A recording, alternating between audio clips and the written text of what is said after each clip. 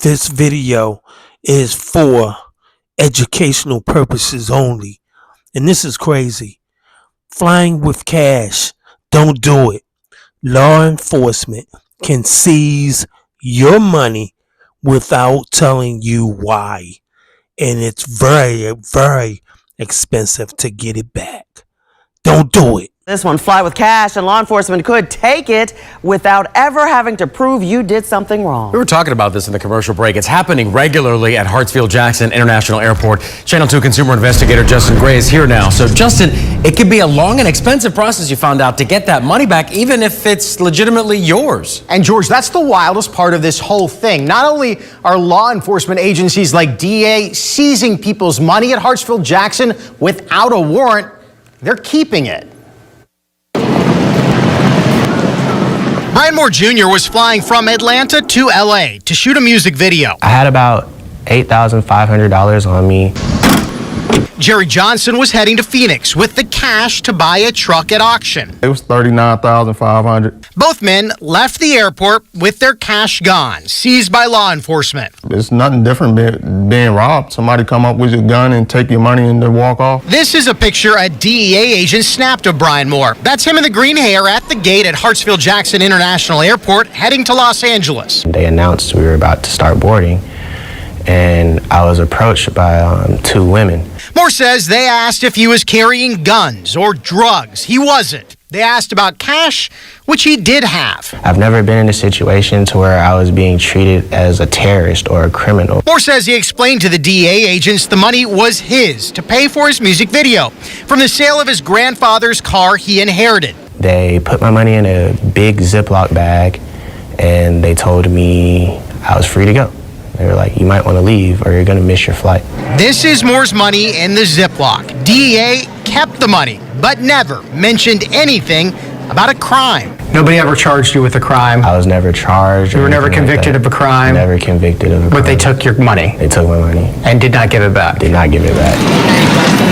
It happens every day at airports all across the country, including right here in Atlanta. They don't want to prosecute the person. They just want their money. Dan Albin is an attorney at the Institute for Justice. He fought in courts for years to get open records data from Homeland Security on seizures.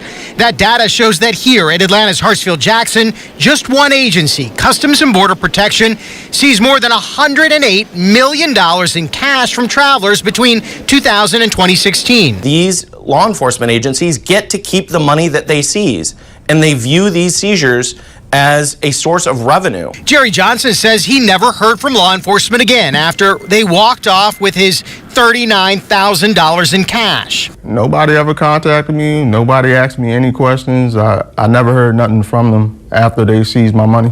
That's typical according to the government's own studies.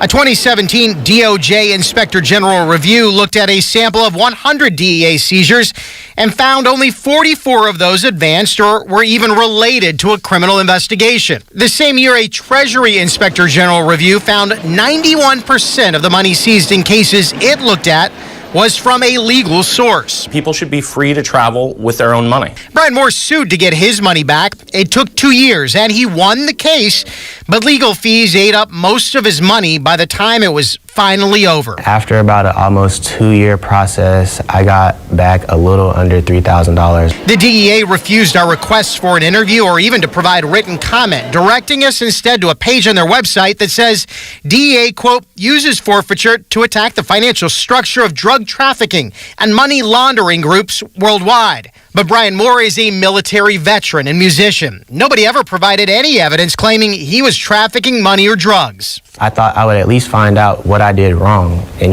to this day, I still haven't found out what was suspicious about me or what I did that was suspicious. And Moore is now suing the federal government again to try to get his legal fees paid for all of this. Jerry Johnson also